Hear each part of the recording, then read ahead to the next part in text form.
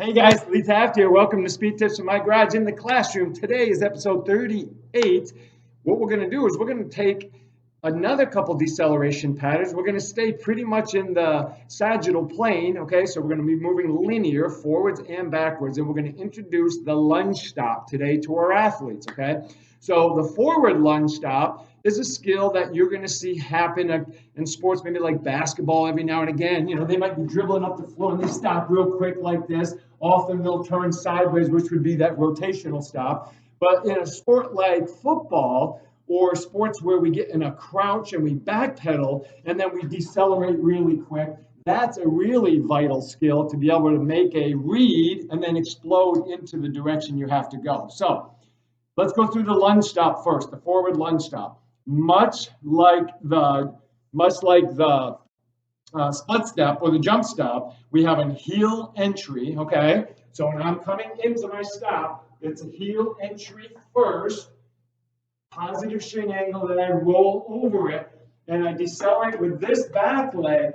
Doesn't want to be hung out behind me. It wants to come underneath me a little bit. So as I go into my lunge stop, it'll be underneath me to help me gain some body balance in proper pelvic positioning, because if I'm caught back here, I end up getting extended and I'm just off balance. So the leg comes underneath me a little bit to allow my hips to do what they need to do for that deceleration, but also the next play, okay?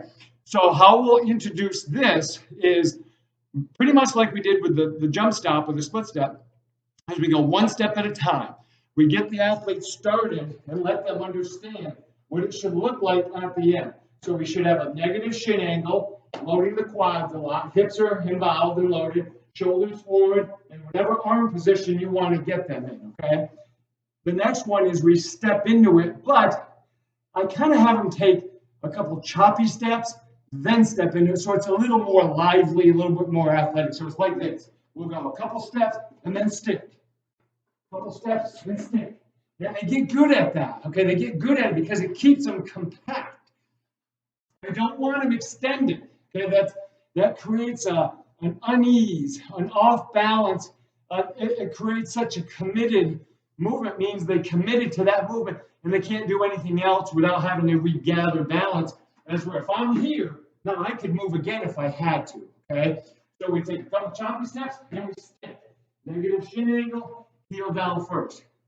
Then we'll go with a little bit of speed, a little bit of momentum. So we'll start them back, couple steps, boom, and then they stick and they hit it. And then we just start building speed up, okay? I'll make it a tier 1, which means I'm going to tell them the direction they're going to go.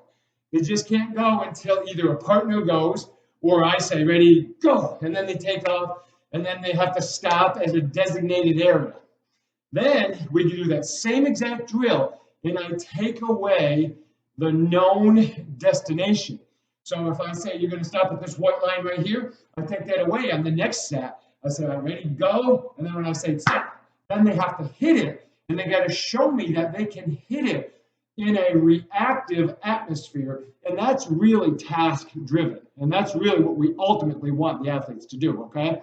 And then we'll do it where they even will do like a 180 or a 45 degree or a 90 degree takeoff. So they might go like this, 45 degrees and take off, boom, and hit 45 and then hit here. I'll take them and I'll have them turn and run, and then they still have to hit that, but I'm doing it in a really small box, maybe no more than 3 to 5 yards, so I can manage a large group of athletes, and they're all getting a lot of repetitions on sticking that landing, okay?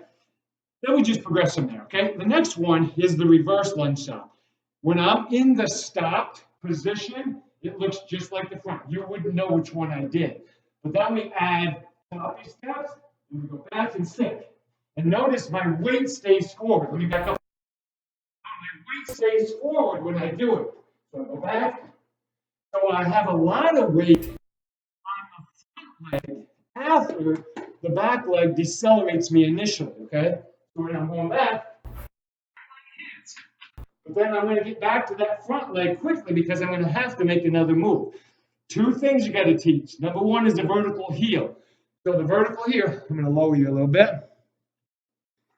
Vertical heel means my back foot, notice the heel straight up and down. So we're going to teach to hit and then take off. Hit and take off. That's really good if you're not going fast. But if you're going fast, the athletes will naturally, without your coaching, migrate to what we call a T-step.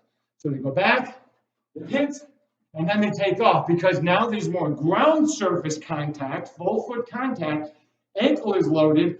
Yesterday I talked about hip and ankle facing the same direction. Critical, well, it happens here too.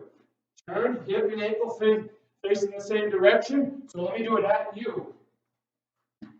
So I got the same direction. I'm loaded in my core, in my hip, and I can still explode off. Okay, so make sure you teach vertical heel and you teach the T-step, because the T-step is going to be something they're going to do naturally, especially when you have a lot of mass and momentum to control when they're going backwards. Okay, so hey, give those two a shot.